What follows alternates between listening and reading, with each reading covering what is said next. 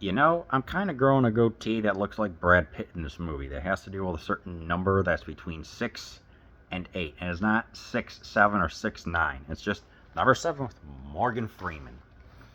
Brad Pitt, Ocean's 11, Fight Club, and Morgan Freeman, The Sum of All Fears. I want to see that one. And Kiss the Girls. Star in a searing psychological thrill about two detectives on the trail of a vicious serial killer who chooses his victims according to the 7 deadly sins. This riveting classic also stars Academy Award winner Gwyneth Paltrow and is directed by David Fincher of The Panic Room, Fight Club, and Gone Girl. 7 will knock you out of your seat, says NBC TV. You're dang straight.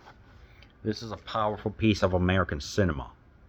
And everything about it is just right from the get-go. I mean, we get disturbing images of mutilated bodies. They're all going according to the 7 deadly sins. Like, I think the one in the beginning of Gluttony, where there's just this obese man who is forced to vomit and still continue to eat food. It's just, and then we get to see a man who just looks so frail. You're thinking that he's dead, or he's just been strapped to a bed for a year, and yet there's a bunch of air fresheners to help keep the decay at bay, which it's just so, this movie is just so visceral and so great at the same time. It's Brad Pitt with an intensity versus the more calm, mellow side of Freeman, so they play great foils to each other, which I'm just like, yes, this is what I want to see. So at the same time, like the way how all these krills are happening. You get the gluttony, you get the lust in which a woman is taken out, and we even get a lawyer. I mean, it's like, just most of the people know what the deaths are. These are indeed some of the highlights that are going on here, but at the same time, it's the investigation into what's happening. As yes, we do get Kevin Spacey. He's been appearing a lot of my reviews lately. Portrays is it Kevin Spacey or Costner? Anyway, we get to find out exactly why is he doing this. We get into more in depth of the reasons for why some psychopaths will do this stuff. It's debate about, like, it's the ferocity that Pitt does, calling him names and everything else, and at the same time, Freeman saying, no, we're not going down that route. But at the same time, we get to see the private lives of them. It's like we get to see Pitt with Brad Pitt's character having some great fun time with Paltrow, which I found to be pretty cool.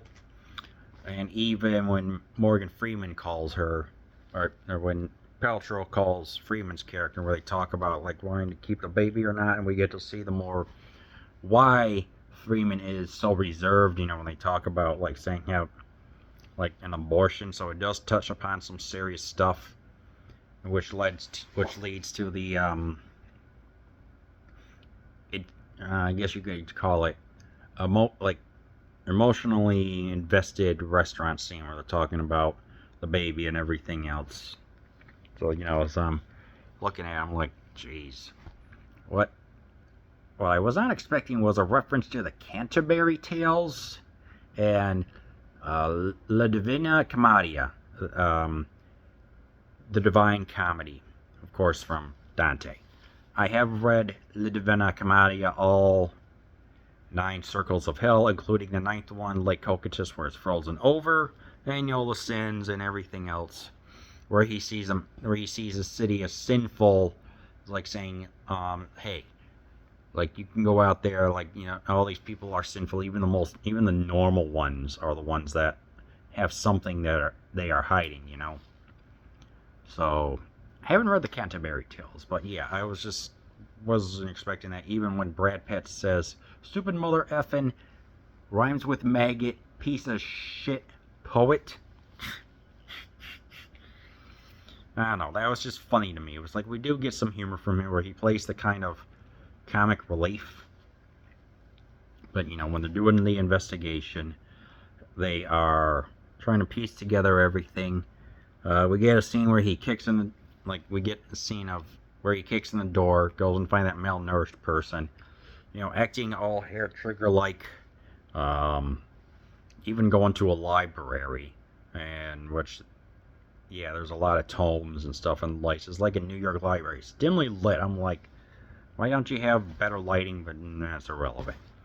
So yeah, I guess it's the dichotomy between the more intense scenes and the more mellow calmness that goes on with Freeman, who has kind of just given up on the city because the buildings you feel empty and stuff like that. So it's all just good, intense stuff, like I keep on saying over and over. But then again, we gotta get to the climax. What's in the box? What's in the box? We get to the final two that are left, because as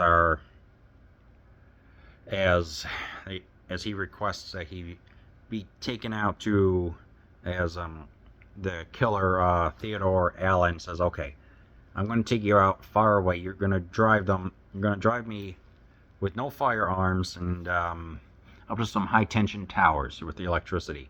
Lo and behold, there goes a delivery driver, drops off the head of Brad Pitt's character's wife, because Theodore himself said, yeah, or was it John? Says, yeah, I envied your normal lifestyle.